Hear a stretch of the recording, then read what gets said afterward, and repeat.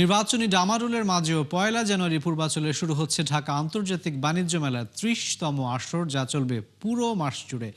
সংবাদ সম্মেলনে বাণিজ্য সচিব মাহবুবুর রহমান বলেছেন যে এবার রপ্তানি আদেশে সুনির্দিষ্ট কোনো লক্ষ্য নেই। বিস্তারিত জানাচ্ছেন রাকিব হোসেন।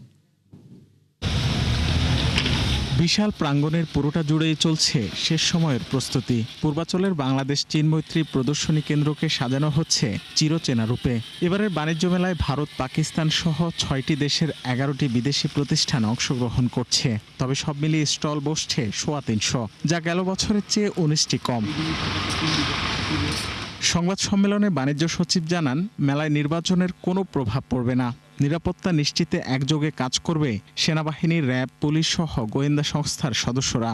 আমরা এটাকে ওই নির্বাচনী কার্যক্রমের সাথে কোনোভাবে কনফ্লিক্টিং মনে করিনি।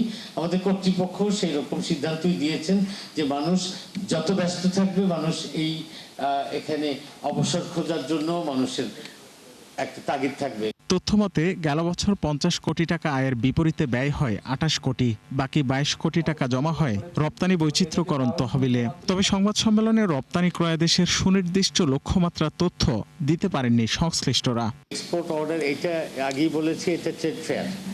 এক্সপোর্ট ফেয়ার এখন আর সেই অর্থে প্রথম যখন পাওয়া যেত সেই অর্থে এটা আর এক্সপোর্ট ফেয়ার নয়। তবে আন্তর্জাতিকতা আছে, এই কারণে যে আন্তর্জাতিক পার্টিসিপেশন আছে, এই জন্য আমরা এখনো এটার নাম আন্তর্জাতিক রেখেছি। আয় ব্যয়ের যে হিসাবটা আছে, সচিব স্যার বলেছেন সেটা আমরা সমাপনী অনুষ্ঠানে আমরা এটা বিস্তারিত জানাবো।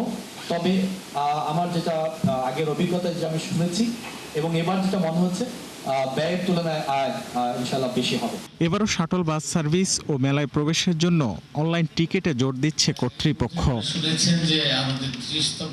রাকিব হোসেন, 71, ঢাকা।